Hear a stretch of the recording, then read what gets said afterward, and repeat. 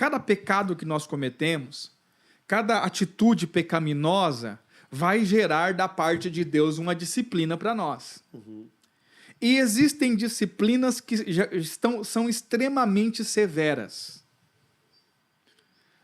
E nós precisamos entender isso. Existem disciplinas que são a morte. Sim. Pecados que cometemos, que a disciplina vai ser morrer. Sim. Se nós abrirmos nossa Bíblia lá no primeira epístola de João... Acho interessante, pastor, que algo que é muito falado nas igrejas, e de fato é uma verdade, é que não existe pecado maior ou pecado menor, mas as consequências dos pecados são diferentes. São diferentes. E alguns, a consequência é a morte. Alguns a disciplina é a morte. Então, tem coisa que se você fizer, você pode se despedir. E eu não acredito que seja por uma classificação, tipo, tal pecado, se você cometer, você morre e tal. Não, eu não acredito que seja assim. Pelo que eu entendo, Deus é o único que pode julgar esses pecados. E não tem muito a ver com o que tipo de pecado é. Mas tem muito, do meu ponto de vista, tem a ver com a circunstância em que o pecado foi cometido. O dano, talvez, que cause? O dano que causa, a intenção que há no coração em se cometer o pecado. Certo. Não é tipo assim, o adultério é um pecado para a morte. Não é isso. Há pessoas que vão adulterar e não vão morrer. E há pessoas que se adulterarem vão morrer. Mentira é um pecado para a morte. Há pessoas que vão mentir e não vão morrer. E há pessoas que se mentirem vão morrer. Entendi. Entende? Então é um julgamento muito pessoal de Deus, né? E a gente vai entender um pouquinho sobre isso. 1 João, capítulo de número 5, verso de número 16, é bom frisar que isso aqui está na Bíblia, viu? Amém. Isso é importante. Bem escrito. Está escrito, não tem como nós ignorarmos. Nós vivemos um tempo em que as pessoas procuram coisas muito profundas. E procurando coisas muito profundas, ignoram coisas óbvias. Uau, verdade. Então, as pessoas leem os textos e aí elas ficam procurando uma profundidade e ignoram o óbvio e o simples. Então, o que nós vamos ler aqui, você pode se aprofundar o quanto você quiser, você só não pode mudar o sentido da coisa. Porque João está sendo muito claro ao dizer, verso 16. Se alguém vir pecar seu irmão, pecado que não é para a morte, orará, e Deus lhe dará a vida. Aqueles que não pecarem para a morte. Há pecado para a morte, e por esse não digo que ore. Se alguém vir o seu irmão pecar... Sim, pecado que não é para a morte. Aí pecados que não são para a morte, ou seja, pecados que a disciplina não seja a morte, orará e Deus lhe dará vida. Aqueles que não pecaram para a morte. Perfeito. Há pecado para a morte. Sim. Por esse não digo que ore. Ou seja, se o pecado é um pecado que a disciplina é a morte, não adianta orar, não ora. Por quê? Porque a melhor coisa que tem a acontecer com essa pessoa é a morte. É a morte. Sim. Como seres naturais e terrenos, é difícil de compreender isso. Peraí, gente, o cidadão vai morrer. Pois é, mas acredite, tem gente que a melhor coisa que pode acontecer para a pessoa é morrer. Para não continuar acumulando disciplina para a era vindoura. Pastor, a gente vai encontrar na Bíblia algum exemplo desse? Vários. Sim. Vários. Vamos começar com um exemplo em 1 Coríntios capítulo 5, quando Paulo encontra um cidadão que estava cometendo pecado que era para a morte. Amém. 1 Coríntios capítulo 5. Abra sua Bíblia, em nome de Jesus. Leia o texto, leia uma vez, leia duas vezes, leia 3 vezes. fique bravo, leia de novo. Não pode estar escrito isso aqui. Né? Leia quantas vezes você achar necessário. Mas é importante que você leia. Amém. 1 Coríntios 5, verso 1. Verso 1 em diante, né? Geralmente se ouve que há entre vós fornicação, e fornicação tal que nem ainda entre os gentios se nomeia, como é haver quem possua a mulher de seu pai. Olha só. Então, qual é o pecado aqui? Fornicação. É o pecado de fornicação. Todas as pessoas que fornicarem vão morrer? Não.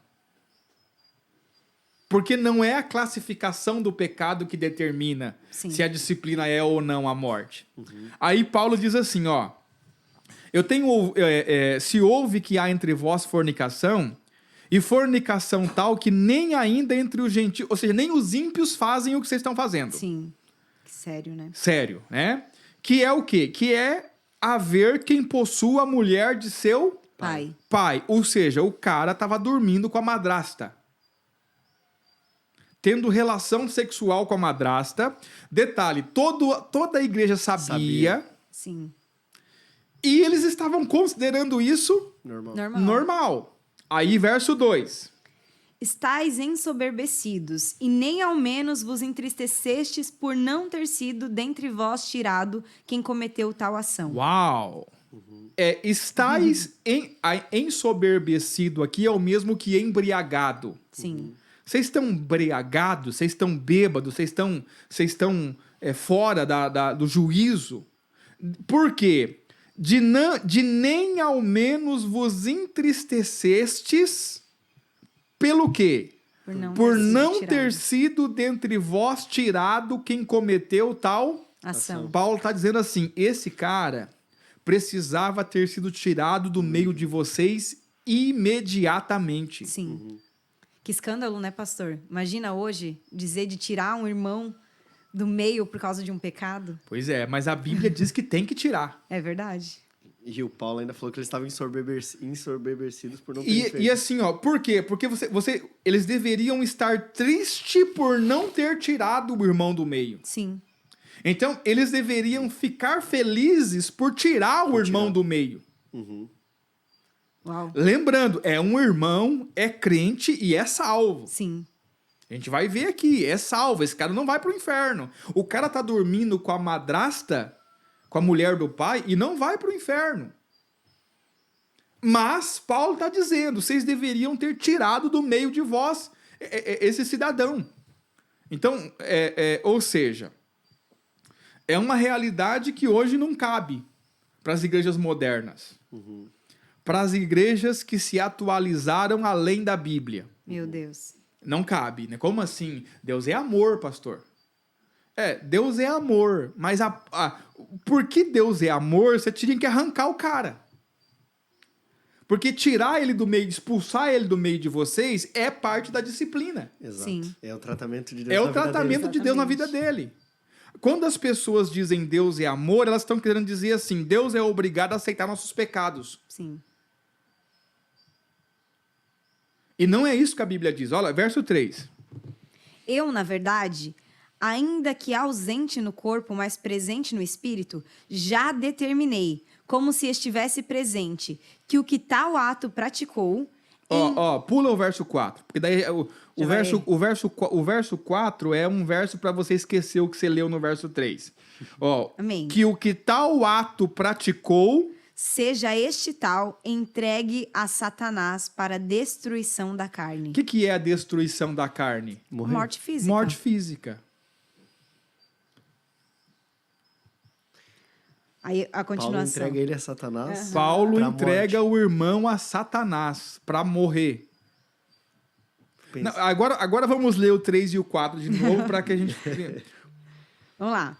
Eu, na verdade, ainda que ausente no corpo, mas presente no espírito, já determinei como se estivesse presente, que o que tal ato praticou, em nome do nosso Senhor Jesus Cristo... O que Paulo vai fazer em nome de Jesus? Entregar para Satanás. Entregar o irmão para Satanás para que a carne seja destruída. Meu Deus. Olha só, olha lá. Sério. Verso 4. Em nome de nosso Senhor Jesus Cristo, juntos vós e o meu espírito, com o poder de nosso Senhor Jesus Cristo. Seja este tal entregue a Satanás para a destruição da carne, Pra quê? para que o espírito seja salvo no dia do Senhor Jesus. O cara é salvo. Sim. Ele só vai morrer só. Só, né? Então, observe. Qual que é o Paulo aqui está determinando a disciplina do irmão. Qual que é a disciplina do irmão? Morte física. Morte física. Paulo não orou para que Deus tivesse misericórdia dele, Nem para que transformasse ele. nem para que transformasse ele, nem para que tivesse... Paulo não fez esse tipo de oração. Por quê? Porque Paulo encontrou um pecado que é para a morte. Muito sério. Muito sério. Mas eu fico pensando, hoje em dia, falar de algo assim acho que ninguém aceita, né, pastor? Inconcebível. Mas é a palavra de Deus. Inconcebível. Isso de acordo do olhar dos homens. Isso é forte e é ruim, né? Porque em se tratando da igreja de Deus, Exatamente. a palavra de Deus ser inconcebível é uma coisa extremamente ruim, mas é a realidade. Mas tem gente que diz que não dá para acreditar em tudo que está na palavra, né? Não pode acreditar em tudo que está na palavra. Vai acreditar em quê, então? Exatamente. E é interessante porque ele entrega o irmão para Satanás, né? Para destruição da carne. Destruição da carne, para que o irmão morra. Porque Muito essa é a forte. disciplina.